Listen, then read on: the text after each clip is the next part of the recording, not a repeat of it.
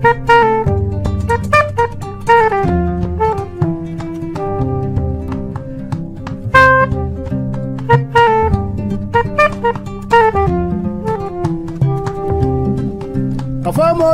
konton kolen na jaliya silola iye kamben kabo dum munya boledi. L'avancée de la mer, un drame social qui ronge silencieusement les populations impuissantes du littoral, suffisant pour alerter sur les menaces qui guettent la côte sénégalaise. Selon la Banque mondiale, d'ici 2080, les 3/4 du littoral sénégalais seront exposés à un risque élevé d'avancée de la mer. Avec les changements climatiques, la montée des eaux est devenue un phénomène récurrent sur nos côtes. De Bargny à la Langue de Barbarie, en passant par Differ, l'érosion côtière continue de causer d'énormes dégâts. Arrêtons-nous d'abord à Bargny. Ce quartier Lébou est touché par les grands reflux de l'océan Atlantique. Dans cette localité, les vagues dévastatrices ont emporté plusieurs maisons et les riverains craignent le pire. Bargny est situé sur la côte sénégalaise, à l'est de Rufisque, à 35 km de Dakar, une zone habitée à 92% par les Lébous. Méconnaissable, cette partie du village, prisée par son sable fin et son paysage pittoresque, est dévorée peu à peu par l'océan impitoyable. Les maisons qui débordent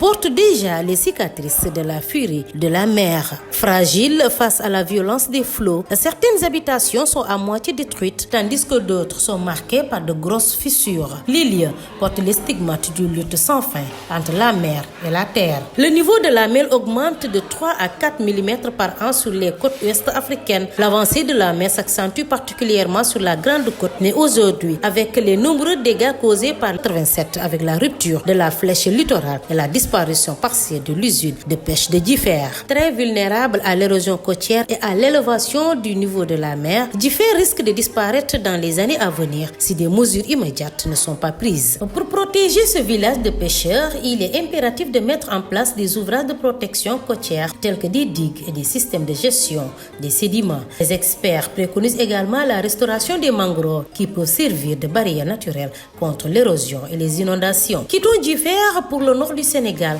à 250 km de Dakar, Saint-Louis. Cette ville fut la première ville fondée par les Européens en Afrique occidentale en 1659. Guet Ndar, qui occupe toute la partie sud de la Langue de Barbarie entre la mer et le fleuve, est un quartier de pêcheurs. Ici, l'avancée de la mer est une réalité. Toutefois, ce populeux quartier est menacé de disparaître à cause de ce phénomène. À Guet Ndar, près de 800 mètres de sable ont disparu. La mer grignote tout sur son passage. Des pans entiers de ce quartier populaire s'effondrent dans l'océan. L'été dernier, 150 familles ont perdu la totalité de leurs maisons, ravagées par l'océan. Le quartier de Guet Ndar est l'un des plus touchés par ce phénomène qui menace leur cadre de vie, mais surtout l'avenir de leurs enfants. Selon un rapport de la Banque mondiale, jusqu'à 80% des terres de Saint-Louis pourraient être submergées d'ici 2080. Jusqu'à 150 personnes pourraient être contraintes de quitter la région, suffisant pour que les autorités en partenariat avec la Banque mondiale et l'Agence française de développement lancent des projets pour sauver le littoral. Au moins 4 programmes intervenant dans la zone et financés par la Banque mondiale et l'Agence française de développement ont été créés. Parmi eux, il y a le programme de protection côtière de Saint-Louis qui intervient dans la réalisation des digues de protection financées par l'Agence française de développement. Il y a aussi le projet de relèvement d'urgence et de résilience mis en place en 2018 par l'État du Sénégal avec le concours technique et financier de la Banque mondiale. Ce projet avait pour objectif de reloger à Djougop, près de Gandon, des familles de Gokhoumbach, de Guet Ndar et de Ndar, victimes de la forte houle qui avait frappé la zone en 2017 et 2018. Des gigantesques vagues avaient détruit 101 habitations de ces 3 quartiers de la Langue de Barbarie, jetant à la rue 93 familles sinistrées. Face à la recrudescence du phénomène, le gouvernement actuel va entreprendre un audit de tous les programmes dédiés à la prise en charge des conséquences liées à l'avancée de la mer sur le littoral de l'île de Saint-Louis à Guet Ndar. Une déclaration du Premier ministre Ousmane Sonko qui intervenait lors de la cérémonie officielle de lancement de la 2e journée Setal Suñu Réew à Guet Ndar. Dakar, avec l'avancée de la mer, risque de perdre 54% de ses plages d'ici 2100. Le Sénégal fait partie des pays les plus vulnérables au monde à cause de la morphologie de ses côtes et du manque de stratégie efficace de lutte contre l'érosion. Ce qui fait, d'ici l'an 2100, toutes les villes côtières risquent d'être englouties par l'océan du fait de l'érosion côtière et de l'avancée de la mer.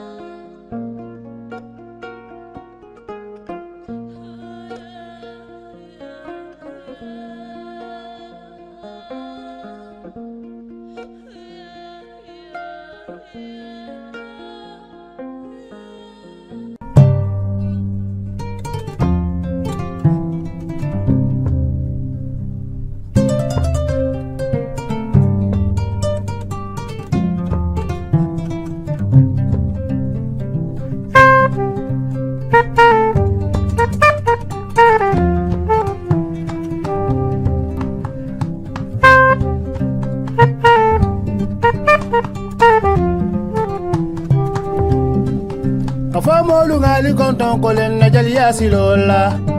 Iye kamben kabo dum munya bolodi.